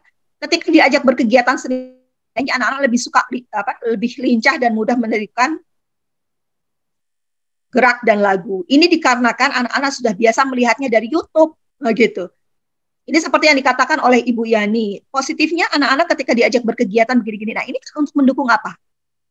Ternyata YouTube itu, gadget itu punya dampak positif juga bagi anak. Anak-anak bisa meniru gaya nari lagu itu dari apa? Dari YouTube. Nah, jangan lupa Bapak, kutipan hasil wawancaranya yang tadi digali di lapangan itu dimasukkan di sini. Ya. Jadi pastikan ada subbahasannya. Bapak Ibu membuat kata pendahuluan dulu. Setelah itu kata pendahuluan yang merupakan kata Bapak Ibu sendiri itu dikuatkan dengan kutipan hasil wawancara dari orang lain untuk menguatkan. Dan jangan lupa Bapak Ibu, di sini ditulis hasil wawancaranya dengan siapa, kapan, di mana. Kalau sudah diungkapkan ini berarti tidak usah siapanya, tapi diungkapkan kapan dan tepatnya ya, 17.2023 di kantin sekolah. Ya. Nah, habis wawancara Nah, hal ini menunjukkan apa? Jadi simpulan aja, kreativitas anak dapat berkembang cepat ketika anak melihat mempraktikkan apa yang dipelajarinya. Dengan menggunakan gadget yang tepat, maka akan menjadi dampak yang lebih baik bagi anak. Dampak positif lainnya ini, nanti Bapak Ibu dijelaskan lagi di bawahnya dengan cara seperti ini. Dengan cara seperti ini, ya, di bawahnya. Terus begitu. Habis dampak positif, nanti dampak negatif. Ada subbahasa lagi, A, B. Nah, yang melakukan ini siapa? Bapak Ibu sekali. Jadi kutipan-kutipan itu kalau dikasih judul apa nah gitu. Nah, itu dinarasikan oleh Bapak Ibu, kuatkan itu dan seterusnya. Ya. Kan kutipan hasil wawancara itu benar-benar Bapak dapatkan dari lapangan, dan sebelum kutipan wawancara pastikan diawali oleh narasi Bapak, diakhiri dengan simpulan dari Bapak Ibu sekali. Sampai di sini, adakah pertanyaan?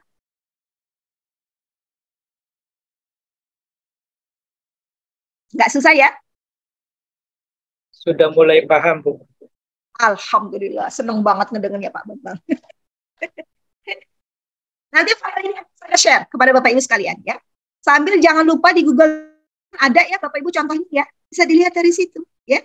Jadi fokuslah dalam minggu depan itu insya Allah saya akan ada di Sumedang. Jadi saya tidak akan ngajar, tapi saya akan membuka konsultasi lewat WA. Karena kuliah sudah tidak ada Bapak Ibu ya. Kuliah tidak ada, saya akan fokus kepada penyelesaian tugas Bapak Ibu. Ya. Nanti saya jangan japri, share di WA group, saya akan kasih tahu nih salahnya di mana, apa yang sebagainya gitu. Kalau sudah silakan lanjut sampai kemudian saya katakan untuk Pak Zaki selesai, Henry selesai, Pak Yudi selesai gitu sampai begitu. Oke ya, waktunya 3 minggu. Waktunya 3 minggu. Nah, tadi kan hasil penelitian ya Bapak Ibu. Nah, bahas gimana sih apa hasil penelitian? Tidak boleh ada referensi, tidak boleh ada footnote, tidak boleh ada body note, tidak boleh ada endnote. Murni didapat dari data lapangan. Ya. Berbeda dengan pembahasan. Pembahasan itu mendiskusikan hasil kita, temuan kita dengan yang lain. Karena dengan penelitian yang lain harus banyak referensi yang disitasi. Makanya dalam pembahasan tiap paragraf itu minimal harus ada 2 referensi yang disitasi. Harus ada berapa? 2 yang disitasi. Satu paragraf minimal harus ada 2 referensi yang disitasi. Cari Bapak Ibu melalui Google Scholar. Ketik aja yang sama. Flow akademik dan stres akademik. Pasti nanti ketemu. Pengertian tentang tingkat flow akademik. Cari di internet. Pasti ketemu, nanti tinggal masukkan situ. Hasil penelitian, nah gini, narasinya carinya gini. Bapak Ibu boleh caranya dibalik, boleh seperti ini juga. Jadi ketemuannya dulu yang baru kemudian dikaitkan, disamakan, dibedakan dengan penelitian orang lain. Atau Bapak Ibu mau bicara tentang penelitian orang lain dulu, baru kemudian menyamakan dengan temuan Bapak. Ya. Nah ini Bapak Ibu yang diungkapkan terlebih dahulu. Hasil penelitian ini menunjukkan bahwa tingkat flow akademik sebagian besar responden itu segini itu support bla bla bla bla bla. Kan udah ya, tapi itu sudah diungkapkan temuannya ini sudah diungkapkan. Lalu penelitian ini sama halnya dengan penelitian yang dilakukan oleh Putri yang menyatakan 3 aspek. Nah gitu. Penelitian ini juga ada hubungannya dengan penelitian yang dilakukan oleh Astuti. Berarti kan sudah ada 2 referensi itu Bapak. Oke ya. Itu pembahasan. Jadi kalau dalam pembahasan itu temuan kita yang panjang. Dikit saja karena sudah diungkapkan dalam hasil. Tapi kita ungkapkan sekilas saja, kemudian kita mencari apakah penelitian ini mengafirmasi itu mengamini, mengiyakan penelitian teori jurnal yang dilakukan oleh orang lain. Jangan-jangan penelitian kita melakukan bahwa ini berbeda dong, penelitian saya malah berbeda, menolak gitu ya, boleh ya. Jadi orientasi dari pembahasan itu menunjukkan posisi penelitian kita sama atau beda dengan penelitian yang sudah dilakukan oleh orang lain. Sudah dipahami ya? Apa saya perlu lanjut atau nggak usah? Nanti penutup nanti lagi silakan Bapak Ibu baca. Atau mau dilanjut saja? Lanjut Bu. Takutnya nanti lupa lagi. Setelah saya ngomong penutup, Bapak Ibu fokusnya ke penutup ya. Nah kalau penutup itu Bapak Ibu gampang. Kalau sudah hasilnya kan ada 3 tujuan ya.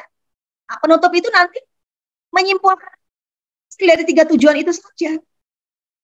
Ya, berdasarkan hasil penelitian yang dilakukan di Asian Jati Cerem dapat disimpulkan bahwa tingkatnya kan pertanyaan pertamanya ya. Tujuan penelitian pertama tentang tingkat kecemasan. Tujuan kedua berbicara tentang jenis kecemasan. Tujuan ketiga bicara tentang ini gitu loh. Nah, 3-tiganya kita ceritakan di situ. Sekilas-sekilas saja. Oh, jenis kecemasan yang misalnya tadi ya ngomong tentang dampak ya. Ada dampak positif dan negatif penggunaan gadget di PAUD mana. Dampak positifnya adalah satu, sub judulnya aja yang diambil koma gitu. Nah, saya mau teruskan ke sini. Jadi untuk penutup itu di dalamnya tidak boleh lebih dari 3 paragraf. Kasih porsi 2 paragraf, 1 juga boleh, 2 juga boleh untuk simpulan dari tujuan penelitiannya. Kalau tujuan penelitiannya 3, simpulannya menjawab temuan yang 3 itu. Ya, jadi ini apa? 2 paragraf.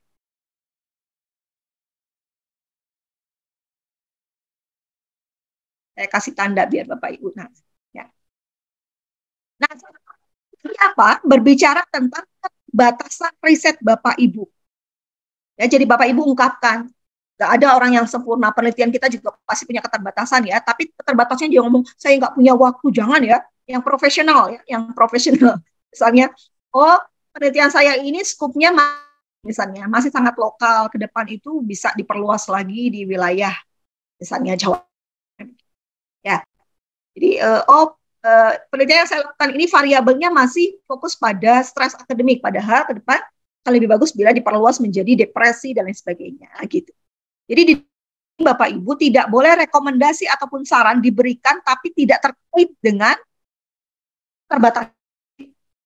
Rekomendasi itu harus terkait, harus ngeling, harus menjadi jawaban terbatasannya. Terbatasan yang dimiliki oleh Bapak Ibu dalam arti. Terbatasnya dalam hal apa? Hal itulah yang kemudian diharapkan peneliti berikutnya. Bukan Bapak Ibu ya. Peneliti ini profesional untuk melengkapi keterbatasan. Oh, ya, bisa dipahami ya.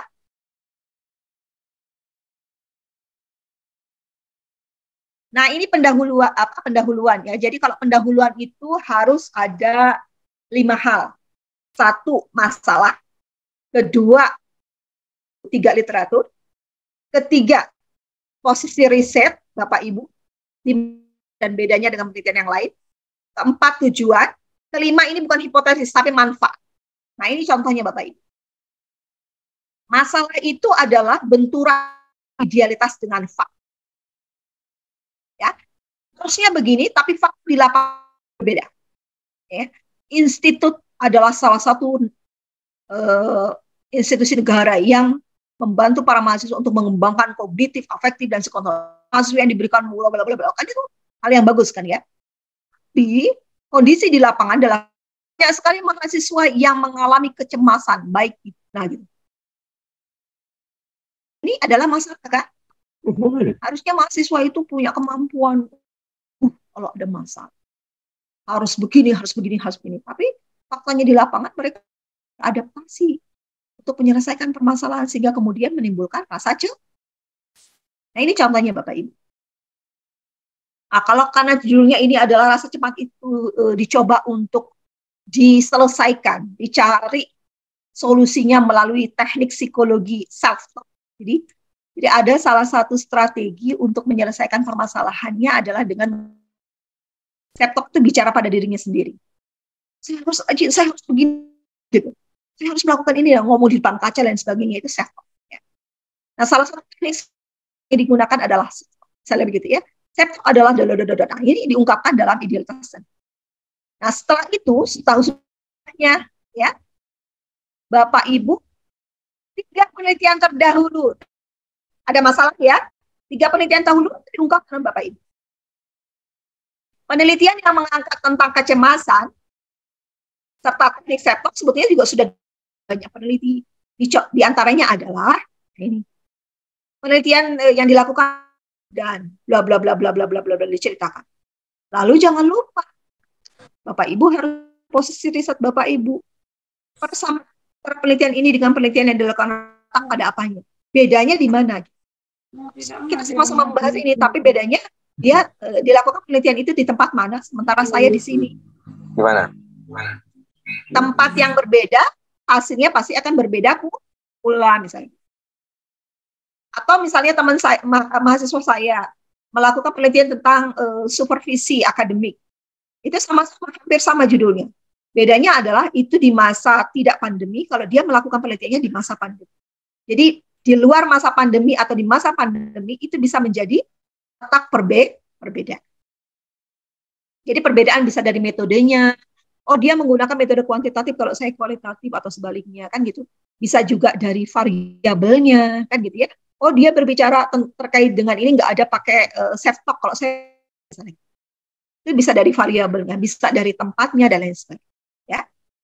Nah, setelah Bapak Ibu ya, masalah sudah, 3 penelitian terdahulu sudah, posisi riset sudah, Bapak Ibu jangan lupa bicara tujuan dan manfaat. Penelitian ini bertujuan, nah ini tujuannya ada berapa tujuan, semua akan pulang di pendahuluan.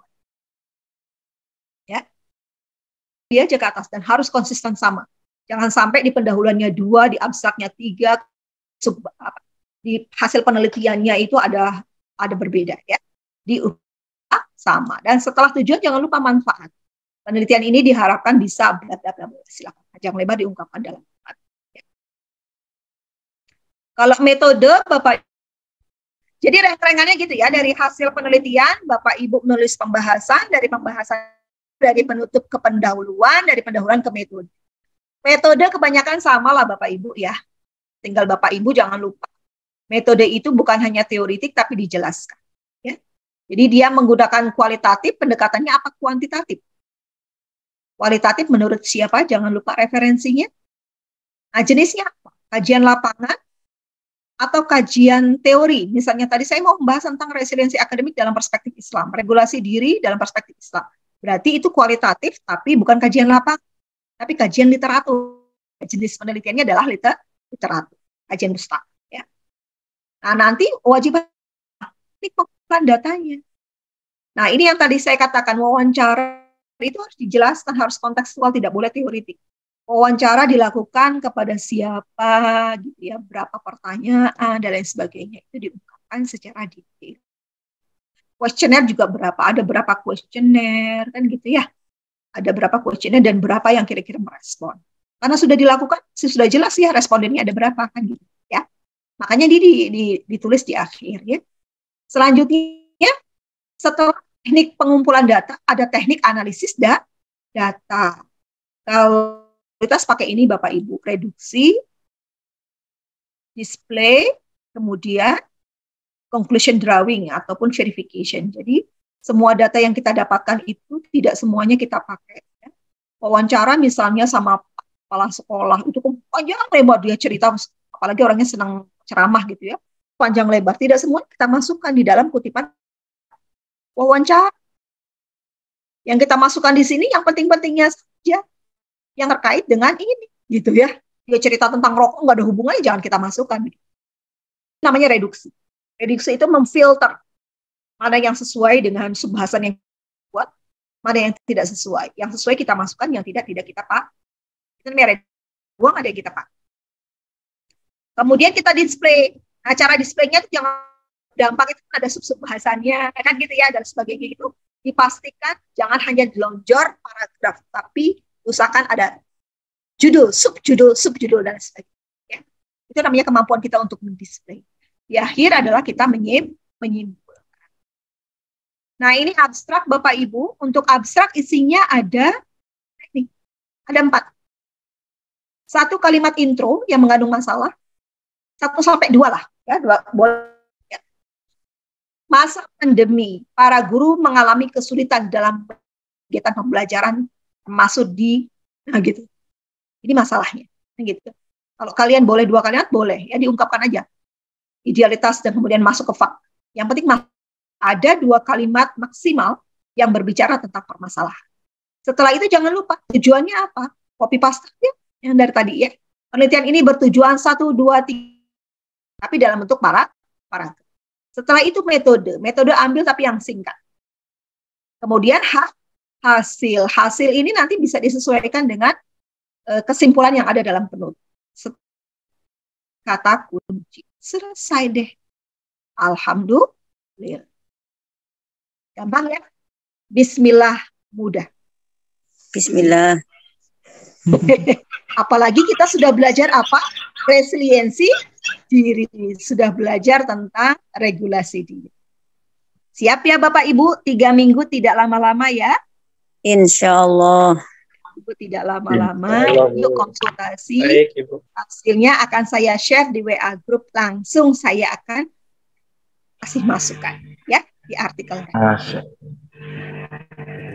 Misalnya gini, Pak Bambang, Bu, mohon ini saya sudah begini, sudah mohon masukannya.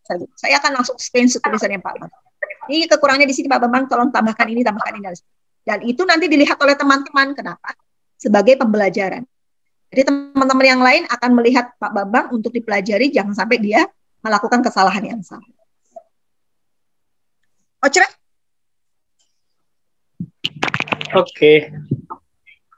Oke. Terima kasih Bapak Ibu. Kalau tidak lagi kita tutup.